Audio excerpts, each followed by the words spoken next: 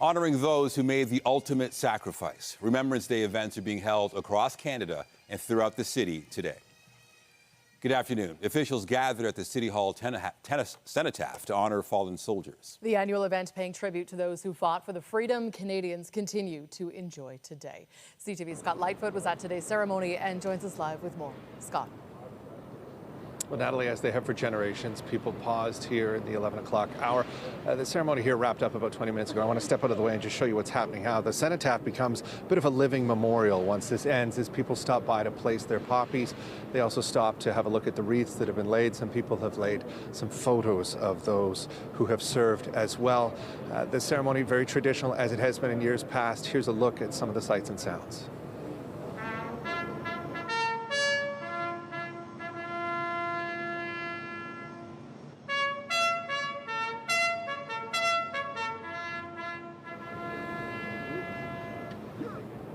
Now, hundreds gathered here this morning to honor the sacrifices of those who have served this country, not just those who made the ultimate sacrifice, but also those who returned, and in some cases returned with physical and mental health challenges. The crowd today made up of active duty and retired service members, as well as civilians, some of whom come every year, some of whom just happen to be walking by and stop to take in the ceremony. Along with a fly past and the playing of the last post and a moment of silence, there was also a wreath laying featuring a number of dignitaries and service organizations. This year marks the 10-year anniversary of the end of the Canadian mission in Afghanistan. The final wreath today laid by the mother and two friends of Corporal Matthew McCulley, a Toronto native who was killed while serving in Afghanistan. We spoke with one active service member here. He served for 38 years. He was injured in Afghanistan. We asked him why it is important to mark the end of the anniversary of the end of that conflict. As I get older, it becomes a bit more emotional because I think of all those young Canadians who just said, there's something going on in Afghanistan, I want to join, I want to serve my country, I want to serve my community. And some of them just want to do one contract, which is 3 years, but they went into harm's way and never come home. So now they can't tell their story. So now it's passed to us to tell their story. It is for us to remember them and let them not be forgotten by telling their story, recalling their names, recalling their faces every opportunity we get. So people are now leaving the area. As I mentioned, people are stopping to leave their poppies at the cenotaph. I want to show you something else. If you're familiar with the area of Queen and Bay here, you know it is under construction, will be for some time. There's extensive construction hoarding, and the city has actually put these banners along both the north and south side of the hoarding along Queen, which shows Toronto's history with the armed forces and specific moments throughout the years that have touched the people of Toronto. These banners up for people to read and being read by a number of people who have stopped as they are coming and going from today's ceremony. Reporting live downtown, I'm Scott Lightfoot. Nathan and Natalie, back to you. All right, thank you, Scott. A sunrise service honoring veterans was held at Prospect Cemetery this morning.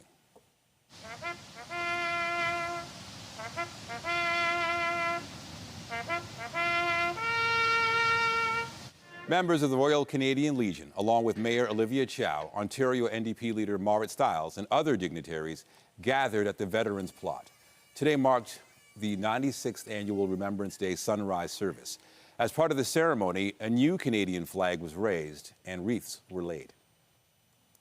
A ceremony was also held at Queen's Park this morning. Officials gathered to pay their respects at the Veterans Memorial outside the legislature. CTV's Mike Walker is at Queen's Park and joins us live now with more. Mike.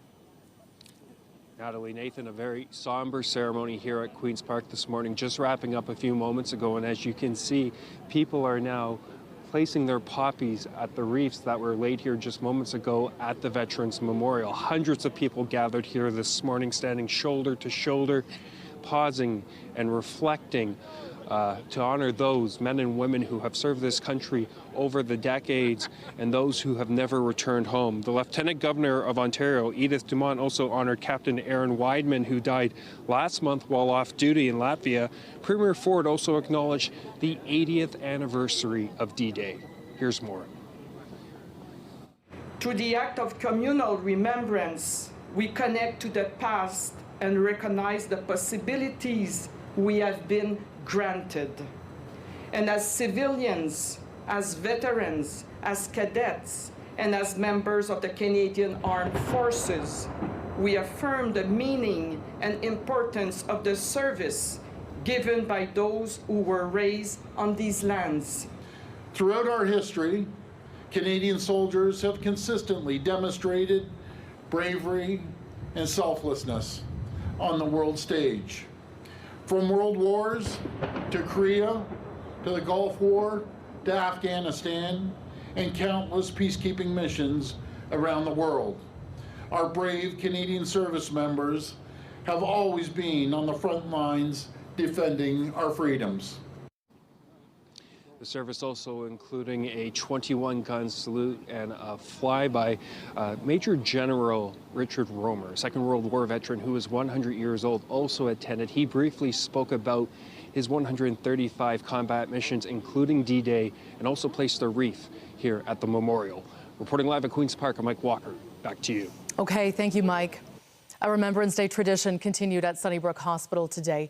30,000 flags were placed on the lawn outside the hospital's Veterans Centre as part of Operation Raise a Flag. The event is in its 13th year and is meant to show gratitude to the veterans who reside at Sunnybrook.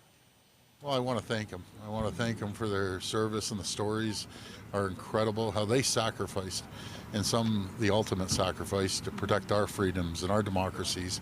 And we can never, ever forget and make sure our kids are educated about the sacrifices. And the reason why we have a free country today is because of their sacrifices. The sea of red and white, it gets you where it's very emotional. It's a beautiful sight. Yeah. It's wonderful to watch. Just as watching the little kids putting the flags in the ground. It's really beautiful. The campaign also raises money to support, improve and expand services at veteran centres, including cognitive, mental health and stroke care. Still to come, Remembrance Day ceremonies are being held across the country, including at the National War Memorial in Ottawa. We'll have those details a little later in the show. A man is in hospital following a stabbing near Dufferin and Eglinton. Police say it was the result of an altercation that happened just before 12:30 a.m. The victim was taken to hospital with non-life-threatening injuries. Police have not provided any details about possible suspects. They are asking anyone with information to come forward. A 43-year-old man who was shot by Hamilton police on Saturday has died. The SIU says Hamilton police responded to an apartment on Main Street West around 5 p.m. Saturday following reports of a man acting in a threatening manner. Officers went to the 5th floor where they were involved in an interaction with the man. 2 police officers fired their guns. It was initially reported the man shot at officers, but the SIU now says that's not the case. The man was rushed to hospital where he later died. An officer was also taken to hospital with non-life-threatening injuries and has since been released. Police are investigating after shots were fired at the same Scarborough movie theater twice over the weekend. It's, yeah, definitely scary. Like, I've definitely heard the trends of these theaters, some stuff going down, and like, I did hear that there's an arson case here not too long ago, but to see that it's escalating is definitely concerning. I just go to school near here, and a lot of students go here for lunch and they buy food here sometimes, so it does worry me. Officers were first called to Woodside Square Cinema near McCowan and Finch around 10:30 p.m. on Saturday. Investigators say there were people inside the theater at the time the shots were fired, but no injuries were reported. Police were then called back to the cinema shortly before 6 a.m. after a second round of shots was fired. They have not confirmed if the 2 incidents are linked and are asking anyone with information to contact them. And police are searching for a suspect following a sexual assault downtown. The alleged incident happened near Bay and Lakeshore around 10:30 on November 6th. Police say the suspect approached the victim from behind and sexually assaulted her. The suspect is described as between 30 and 35 years old, around 5'10", with shoulder-length black curly hair and a black beard. And police are investigating another sexual assault that same night. This one happened near Bay and Adelaide around 2:30 in the afternoon. A woman was allegedly attacked from behind. The suspect, who was last seen walking north on Bay, is described as between 20 and 30 years old, around 5'9", with short, dark hair and facial hair. Striking city workers in Brampton are not on the picket lines today to mark Remembrance Day. QP Local 831, which represents about 1,200 city workers, has been on strike since Thursday. Brampton Transit says it will be providing regular service today and veterans can ride free. Other city departments impacted by the ongoing labor disputes include animal services, recreation and performing arts events. Well, there is a major debate in cities across the country over the future of green transportation. The Ford government is defending its decision to rip out bike lanes for major streets in Toronto. CTV's Heather Wright has the details. Toronto is number one on a list no city wants to top. The TomTom Traffic Index has Toronto above New York, Los Angeles, and Mexico City when it comes to average travel times. I have to deal with this traffic every day, and it's a big hassle. To help, the provincial government has vowed to rip out bike lanes on 3 major roads in the city, saying they aren't being used and are contributing to congestion. I commute about 20 minutes. I see maybe 2 cyclists. But cycling advocates argue the province will only worsen the problem they are trying to solve. Blaming bike lanes for a citywide regional failure for addressing congestion, it feels like it's misguided, it's misinformed. Ontario says census data show only 1.2% of people in the Toronto census metropolitan area use bike lanes to commute.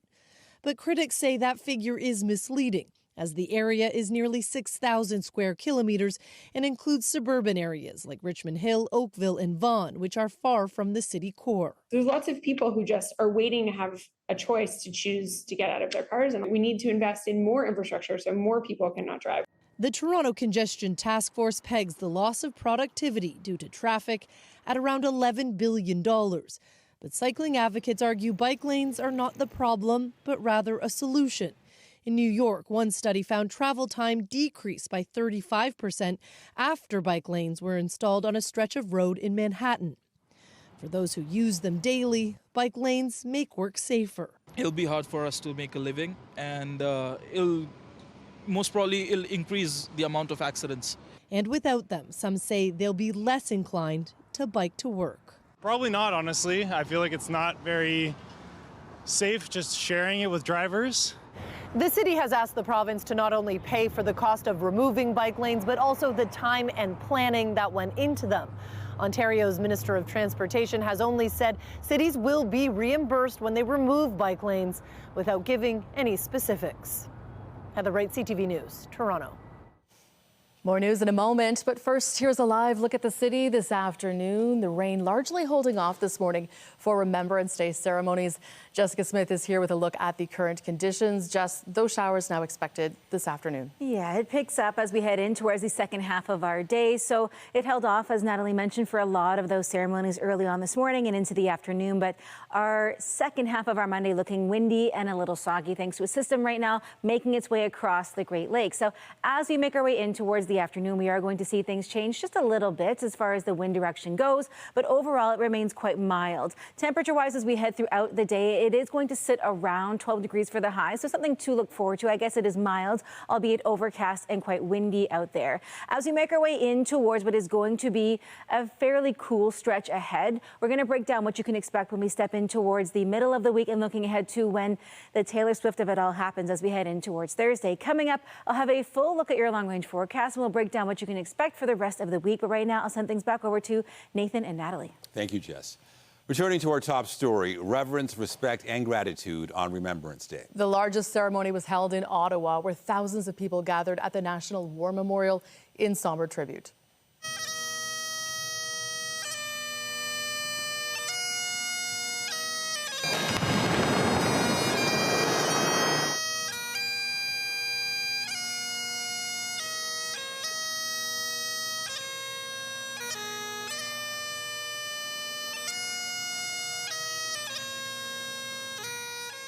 This year's Silver Cross mother was among the first to place a wreath at the War Memorial. Maureen Anderson lost her 2 sons, both having served in Afghanistan. Canadians are remembering those who fought in the First and Second World Wars, as well as the Korean conflict and Afghanistan.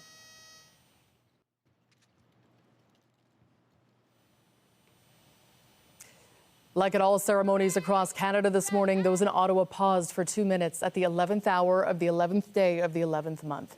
It reflects the moment in 1918 when the First World War ceased hostilities. Canadians are honoring the fallen and recognizing all those who have served and those who are doing so now. In the UK, members of the royal family attended an Armistice Day ceremony today as part of the weekend honoring those who made the ultimate sacrifice. The Prince and Princess of Wales were at the event, joined by King Charles. The ceremony honors fallen service members and includes dignitaries and leaders from other Commonwealth countries. Members of the royal family were also at the festival of Remembrance on Saturday. In France, a ceremony was held today marking the 106th anniversary of the armistice. British Prime Minister Keir Starmer joined French President Emmanuel Macron at the Paris ceremony. It was the first time a British leader has done so since Winston Churchill was hosted by General Charles de Gaulle in 1944. Marie Sinclair's life and legacy was honored during a memorial in Winnipeg yesterday. Thousands of people, including the Prime Minister and Governor General, gathered to pay their respects to the late Indigenous leader. CTV's Jeremy Sharon has the story. A special honor for a special Canadian, a champion for human rights, a judge, and a senator. Murray Sinclair remembered as a man of many firsts. He was the first Indigenous person of almost every single room, in a time in which Indigenous peoples were not welcome in courtrooms, in boardrooms, classrooms. Remember me. Thousands filled the Canada Life Centre in Winnipeg to remember the man his family says was filled with love, kindness, and compassion. Musham always looked for the good in people, and in them, he saw what our country could grow to be.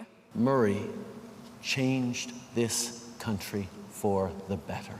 He worked to shed light on dark parts of Canada's past, recognized by the Prime Minister for his work in leading the Truth and Reconciliation Commission.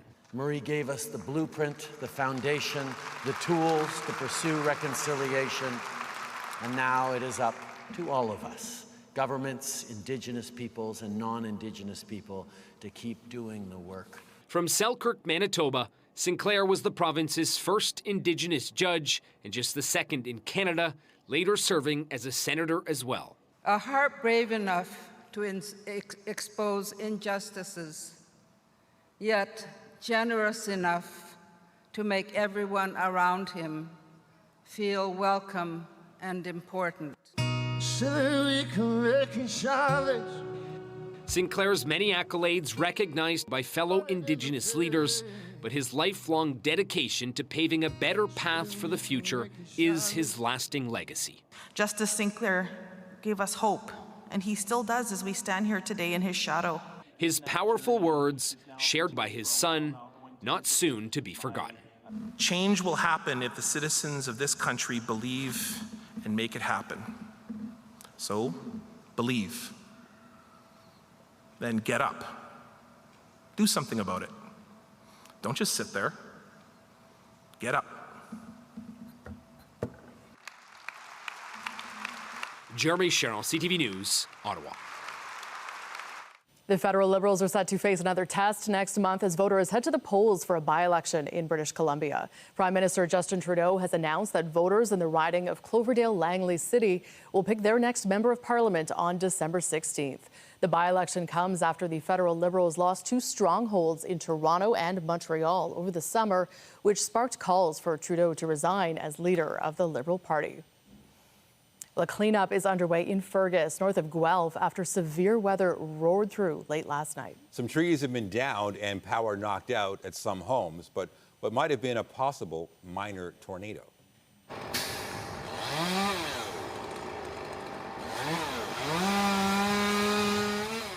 This tree in the backyard of a home was snapped off at the base while it hit the roof. The damage does not appear to be too serious. Homeowner Jay Price says the wind was surreal. We were sitting watching TV, and all of a sudden you could hear the thunder, and then the wind just picked up, and it was probably the strongest wind I've ever seen in my life, and it just whipped right through. We were out twice last night to a fire alarm, as well as we were down to some wires down due to trees that came down. So we were out a couple of times. No significant calls for us last night with the storm, though. Severe weather investigators from the Northern Tornadoes Project are going to survey the damage. And for more, we're joined by Dr. David Sills, Executive Director with the Northern Tornadoes Project. Thank you for joining us. How rare is something like this to happen? Well, you know, most of our tornadoes across Canada happen in July. That's the peak for the whole year. But there is this shoulder season off on the in the fall, where we can get tornadoes. Southern Ontario has had November tornadoes in the past. even a December tornado. So, not totally unheard of, but certainly not a very common occurrence. Do you know for sure if this damage was caused by a tornado? Well, all of the radar features that we saw last night as that storm came through really point in that direction. But we'll let the team do its work today. They're on the ground right now, investigating the damage. And what they're looking for is a long, narrow path of damage. And this would probably be mostly tree damage, though there is a few houses that had some damage. But that long, narrow damage path really tells us that it was likely a tornado, or it was a tornado that hit this area. So we'll be looking for that. And also, how strong was the damage? How can we rate that on the enhanced Fujita scale? Is it difficult to detect, or is it pretty obvious when you look at the damage? Oh, sometimes it can be difficult to detect. Sometimes the damage is spread over a wider area, and it might be due to a downburst. So, that's one of the functions of the team being there on the ground, is to be able to see if it was a long, narrow path or something more spread out over a wide area. That would be more like a downburst. Do we get a lot of warning for this one? It just seemed to come out of nowhere. Yeah, it was, there was a line of storms that started in Michigan and produced a couple tornadoes there. There was a tornado warning in Michigan, and then that line crossed Lake Huron and started to come through our area. So I think the forecasters were pretty aware that this was happening. But, given the season and given how subtle some of the features were on radar with this, I'm not sure if a tornado warning got out before the Fergus event, but a tornado warning was issued after that with the storm that came through. It happening at night as well, I'm guessing this would make it more dangerous. That's right. If you can see a tornado coming, then you usually can take more protective actions when it just happens in the middle of the night. And in this case, also in the middle of rain. It was rain wrapped so that no one could see it. Maybe even if it was daylight, it might not have been able to be seen.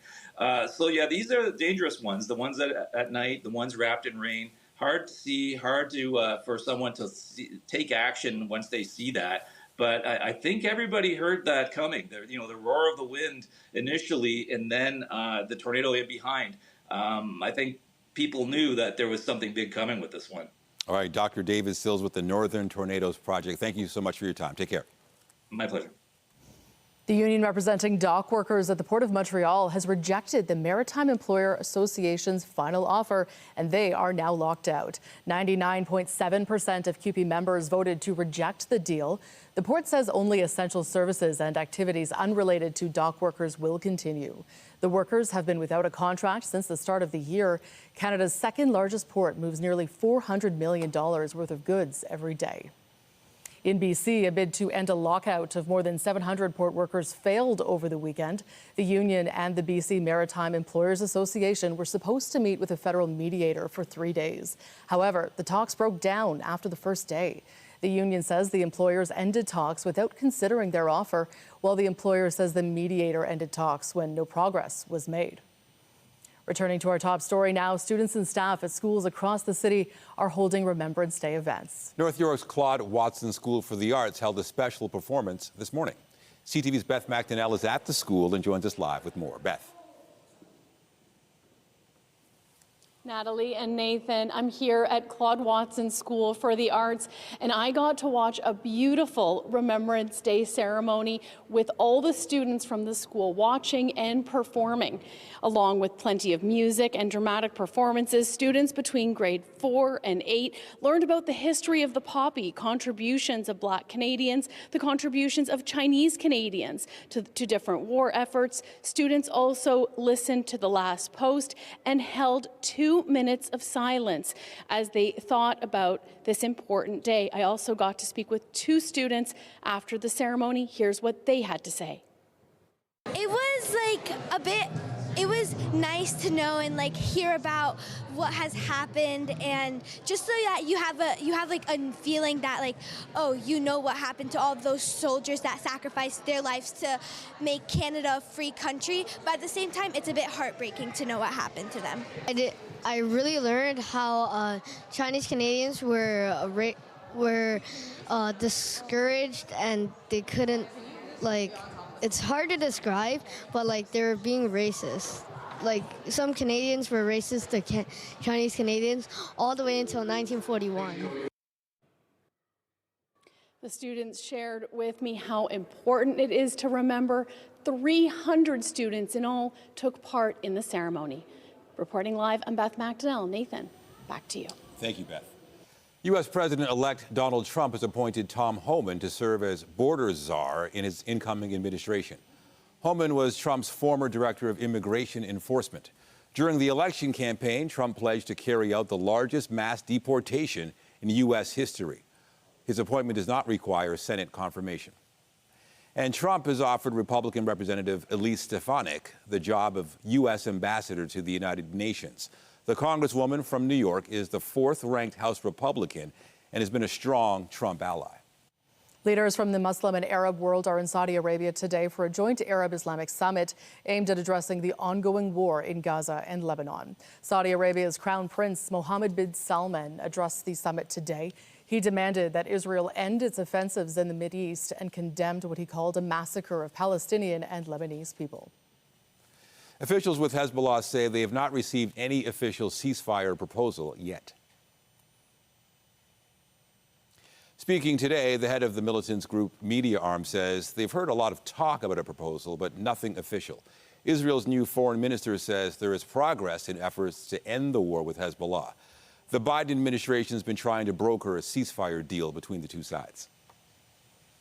We're holding on to a fairly mild day ahead of us, but we are expecting rain this afternoon, so keep your umbrellas handy. In addition to the rain, it is the wind that is going to be a bit of a challenge. Coming up, I'll have a full look at your long-range forecast, including a look ahead to the first day of the many Taylor Swift concerts here in the city of Toronto. All that after the break. As Canadians mark Remembrance Day, the Royal Canadian Legion is struggling to adapt as its membership continues to age. For more on the issues facing the Legion, we're joined live by CTV's Scott Hurst. Scott, what are the biggest problems facing the Legion? Nathan, the Royal Canadian Legion and all the branches across this country from coast to coast have been and continue to be important gathering spaces for veterans and their families to connect with other veterans and their broader community.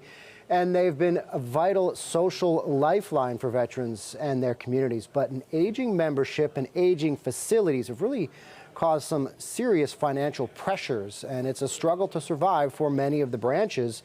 And this is also quite pronounced in rural branches where they don't have a huge membership base to fall back on.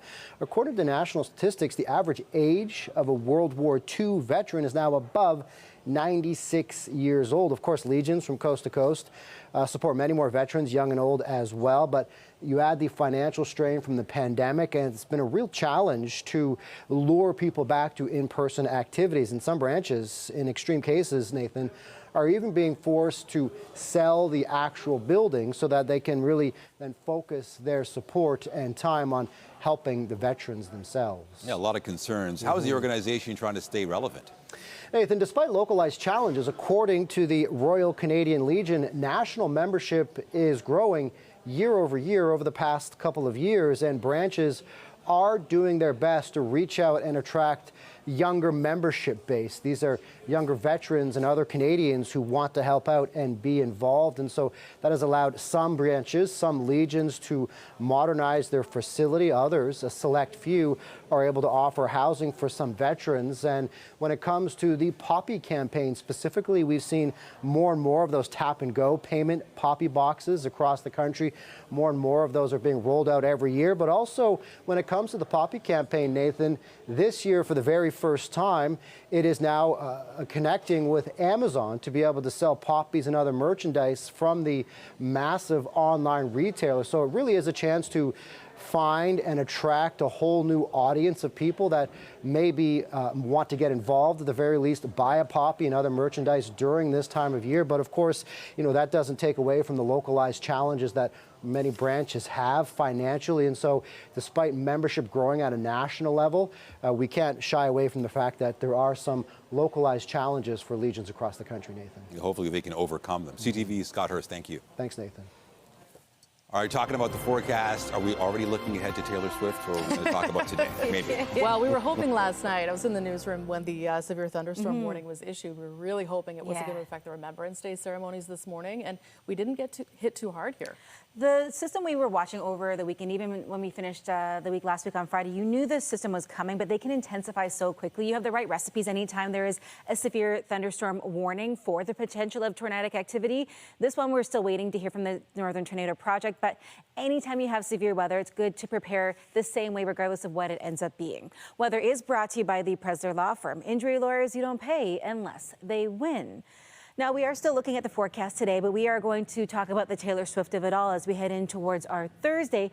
A cloudier start to the day, but again, it stayed mild and fairly dry for a number of those Remembrance Day ceremonies early on this morning. Now, temperature-wise, as we head throughout the rest of our day today, we're staying above seasonal, but the wind is going to be quite gusty with those gusts upwards of 50 to 60 kilometers an hour throughout your afternoon. We're sitting at 11 here in the city right now, 12 through Windsor, the same through Ottawa. Anywhere kind of north of Muskoka, it is a little cooler as we've already seen that line of showers roll through to wrap up the weekend, and we're watching for another one to come through as we head into the afternoon. So we're not done with the active weather just yet.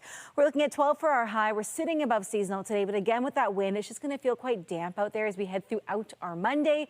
But the bulk of that rain is through the late afternoon, early evening. But everybody's sitting generally 4 to 5 degrees above that seasonal average. Into this evening, we're a little closer to where we should be. We'll sit around 3 as we head through the overnight, lingering showers until about midnight, and then it pushes off. But we're still looking at a really gusty northerly wind overnight tonight and into the day tomorrow. There is that second system making its way through. Again, the bulk of this comes a little bit later on today, and then afterwards we settle into a pretty nice stretch of high pressure, meaning lots of sunshine and a much more stable air mass. Watching these showers come through again as we head into the kind of early part of our afternoon, it's not all that bad. We'll see some peaks of sunshine. The showers are still very scattered. As we head into the early evening, that's when the next round of rain comes through, and then it pushes out as we approach over the midnight hours and then overnight and into the morning tomorrow. More sunshine, but a significantly cooler day, just single digits for those highs right across southern Ontario, and a very gusty northerly wind. As we head in towards our Wednesday, we mark the middle of the week. We see a little cloud cover here and there, but overall it's not too bad. It just kind of increases overnight. There is another system on the way, but it's likely to stay just west of the city as we get into the Taylor Swift takes over Toronto kind of stretch of days as we head in towards the end of the week and the weekend. Throughout the day today, though, relatively mild, all things considered, even with that really gusty wind. After that system comes through, behind it, it is a significantly cooler air mass. We're down to just 6 degrees, so we're sitting seasonal-ish in that range, right? We'll get down to the freezing mark on Tuesday, more sunshine on Wednesday throughout the day, and then we see the cloud cover push in. Looking ahead towards Thursday, it is cloudy but relatively dry. Natalie, I'll send things back over to you. Okay, thanks, Jess. Thanks. Well, the Raptors were looking to avoid a 4th straight loss when they took on LeBron James and the LA Lakers last night. James, the triple-double, 115 in his career. James secured his 2nd straight triple-double as the Lakers beat the Raptors 123-103. It was the Raptors' 8th loss in their past 9 games. The team will look to get back in the win column when they take on the Milwaukee Bucks tomorrow. Still to come, a new study is outlining the benefits of uncertainty. We'll have those details when we come back.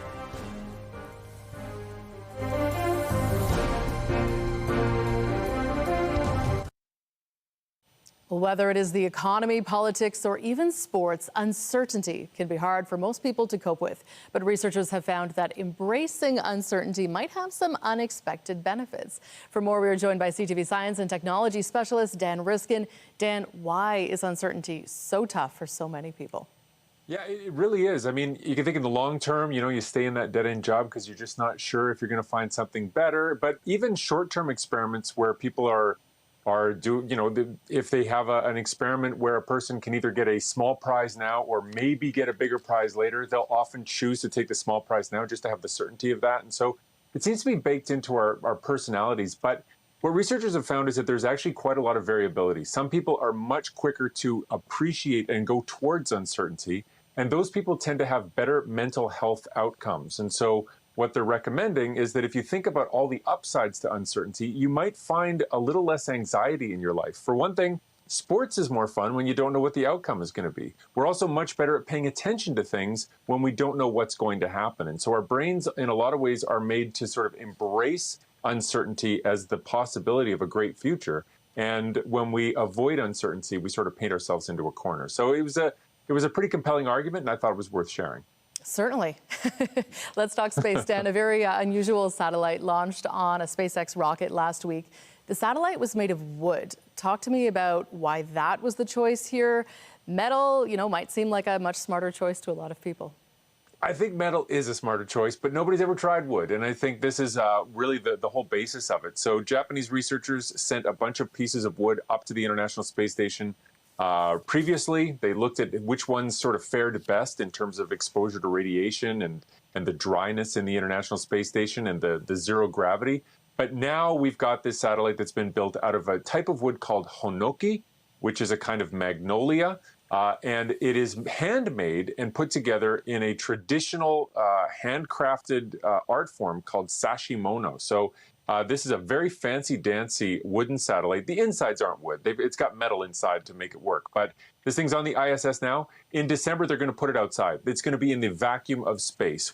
And that is going to be very hard on it. I mean, it gets to minus 100 degrees Celsius, and then it swings up to plus 100 degrees Celsius for every 45 minutes as you go around the Earth and go into the sun and out of the sun. So that wood is going to get worked, and they just really want to know how it holds up, because if it does okay, maybe in the future, instead of having to carry big, heavy metal up to space every time we want to build something, maybe some components of things could be made out of wood. And maybe if that wood were grown right there in space, you grow trees on a space station, maybe that's a little bit of an easier future with a lot less rockets to carry things up.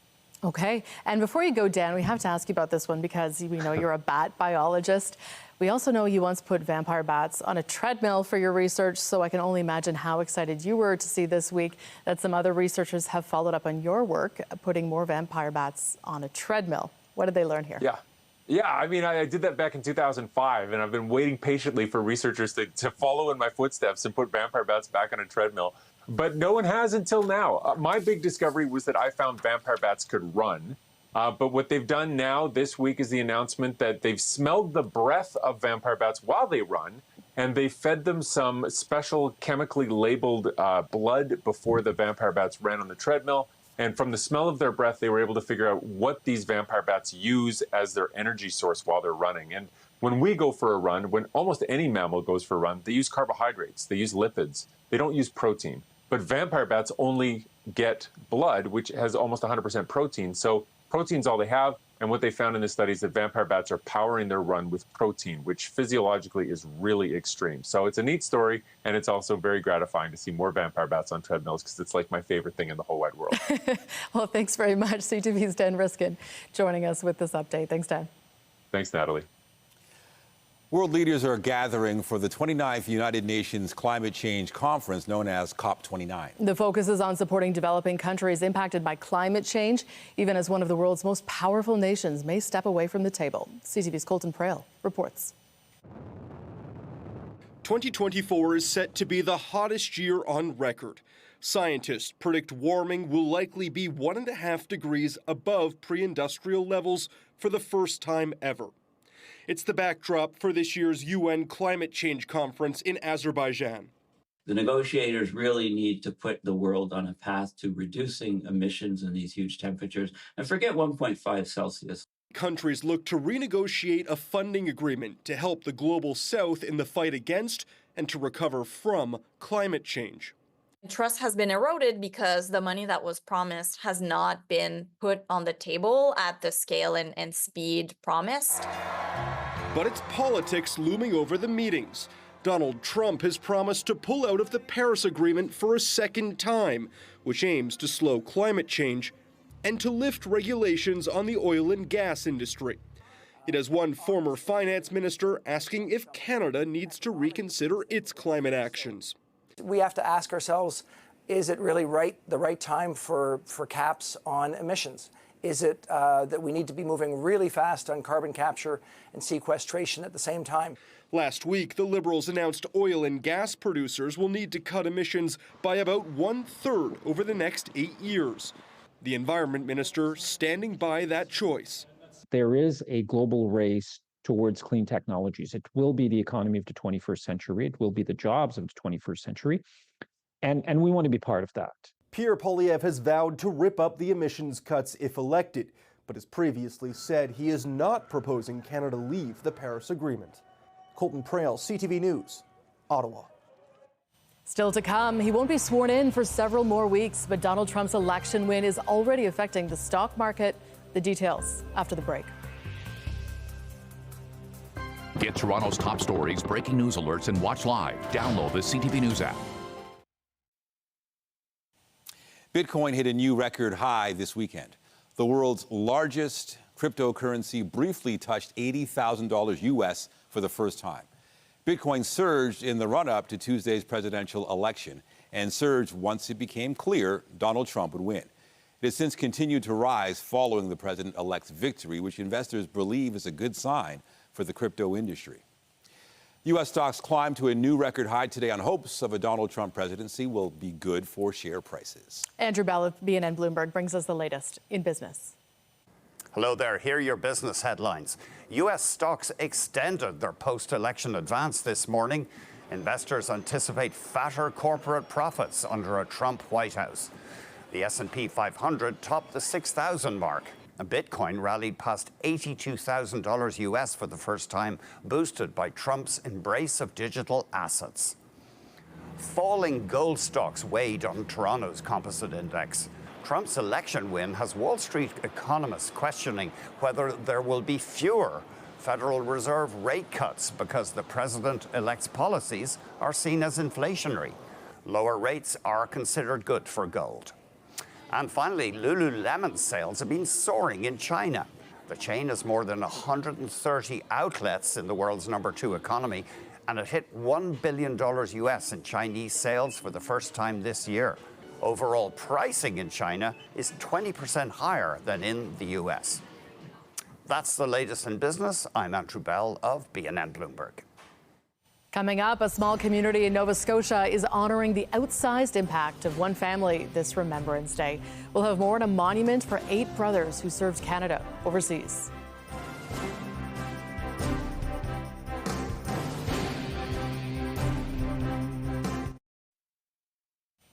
Remembrance Day ceremonies are being held across the country. A small community in Nova Scotia is honoring the legacy of 8 brothers who fought for Canada. CTV's Paul Hollingsworth reports.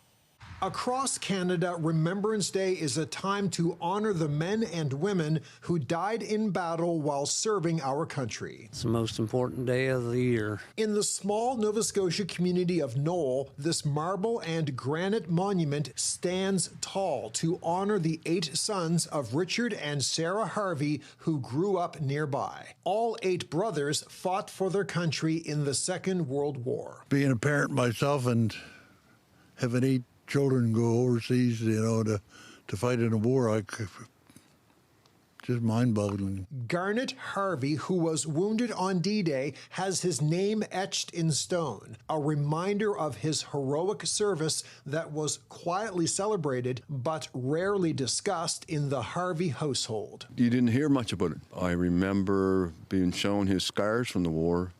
Probably I was about 9 or 10. The 8 brothers are believed to be the most siblings from one family in North America or the British Commonwealth to serve in the Second World War. Jeff Thurber led a fundraising campaign to help erect this memorial structure. The whole monument, the flags, the banners, everything was done through community and fellow legions. This monument captures a special chapter in Nova Scotia history, but it also serves as a sad reminder. The 8 brothers are no longer alive. 6 returned from the war. 2 were killed in action. The 2 on the top, Marvin and Burl, they made the ultimate sacrifice. For the Harvey family that still has deep roots in this area, it's a meaningful tribute. Oh, man. Fantastic. An opportunity to acknowledge and celebrate the extraordinary contributions of the 8 Harvey brothers who did their country, province, and family proud. Paul Hollingsworth, CTV News, Knoll, Nova Scotia. And one last check on weather before we go. It was pretty mild out there today, but we are heading toward a cool down. We are. So we lose the cloud cover, and it's like when you have you warm up leftovers, you take that lid off and the heat starts to escape. That's what happens when the cloud cover lifts. You can also tell it's close to lunchtime and I'm talking about food. But as we head in towards the day tomorrow, a lot more sunshine, but it will be significantly cooler out there. So just plan ahead and maybe add an extra layer or two. We're watching that system right now sitting just north of Lake Huron and Georgian Bay that will bring some shower activity as we head into the late afternoon, early evening, and then it pushes out. But regardless, it is windy today. We are looking at wind gusts between 50 and 60 kilometers an hour. Westerly becoming northwesterly, becoming northerly tomorrow, all a chilly wind. Right now we're sitting at 11 here in the city, 12 in Windsor, and the same out through Ottawa. As we step in towards the day tomorrow, there is that cool down, just 6 for the high, and we're at the freezing mark as we head in towards our Tuesday evening.